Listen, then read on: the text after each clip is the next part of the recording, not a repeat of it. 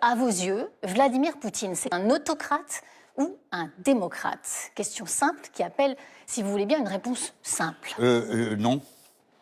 Non, parce que ça m'indiffère. Je vais vous poser une autre question. Est-ce que le roi de l'Arabie Saoudite est un démocrate ou un autocrate? Moi, en Russie, je soutiens un homme qui s'appelle Sergueï Oudaltsov, Oui. qui est le président du Front de gauche, qui a été 4 ans en prison. Je ne vais pas vous dire que M. Poutine est le genre de dirigeant qui me convient, puisque mes amis là-bas le combattent et vont en prison à cause de ça. Je me comporte comme quelqu'un qui se prépare, si le destin le veut, et les électeurs, à présider notre pays. Donc, ma manière de parler est celle qui doit ensuite me rendre possible l'action politique.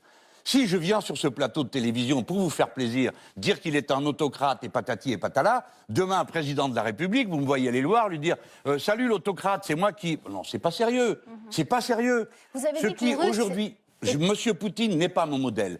Ai-je l'intention de présider comme M. Poutine? Non. Ai-je l'intention d'appliquer la politique de M. Poutine? Non. Par conséquent, j'ai assez répondu en vous disant la France, si j'en suis le président, sera non alignée. Moi, je ne me soucie pas de savoir ce qu'est M. Poutine quand il y a danger de guerre sur le continent. Je m'occupe de ce qui est de l'intérêt de la France. L'intérêt de la France, c'est de ne pas être aligné. Et donc de ne pas répéter, comme des perroquets, la propagande des États-Unis d'Amérique qui n'ont dans toute cette affaire qu'un objectif, étendre l'OTAN jusqu'aux frontières de la Russie. Ma position de non-aligné est la suivante. Premièrement, la Russie n'a pas à passer la frontière de l'Ukraine.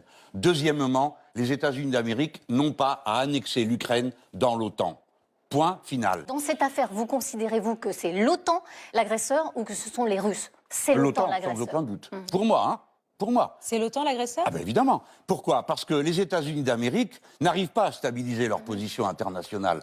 Partons du cadre général et pas d'aspects qui, au milieu, permettent de fausser complètement la discussion. Le cadre général est que les États-Unis d'Amérique, qui dominaient la scène du monde, ne la dominent plus.